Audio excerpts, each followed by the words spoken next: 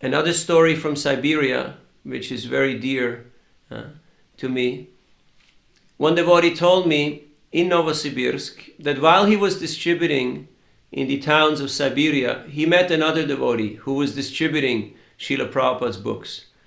So he went up to him and he asked him, "Prabhu, from which temple are you?"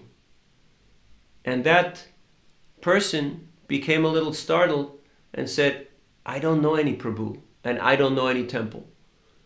So the devotee became puzzled and he asked him, "Well, what are you doing here?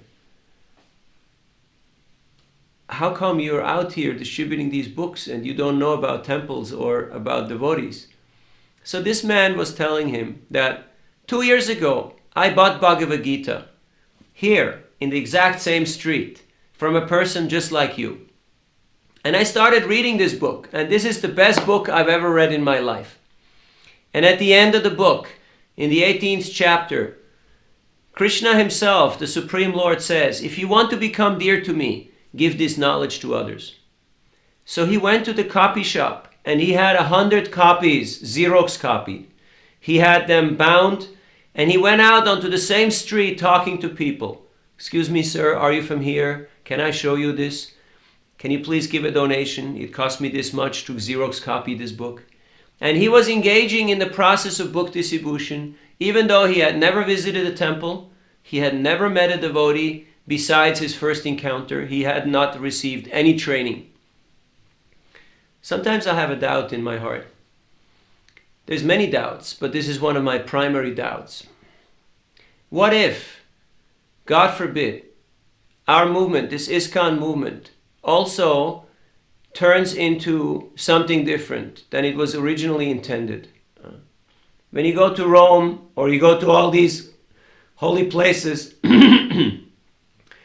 you can see that it is mostly tourists going around taking pictures and buying cheap souvenirs made in China. And you wonder and you ask yourself, what happened? Where is the message? Where is the actual substance here? So sometimes I have this doubt. What if we also become a little too comfortable, a little too complacent, a little too superficial, and we stop this process of sharing this knowledge with others, and we simply worry about our own selves?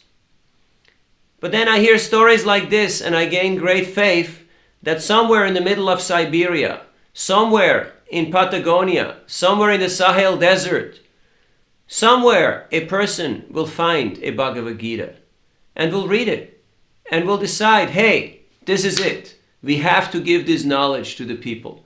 And they themselves will start the process of Sankirtan by printing and distributing these books.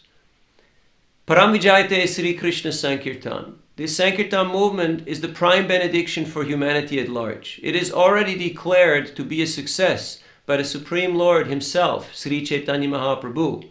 The only question is, am I going to be part of that success or not? Hare Krishna.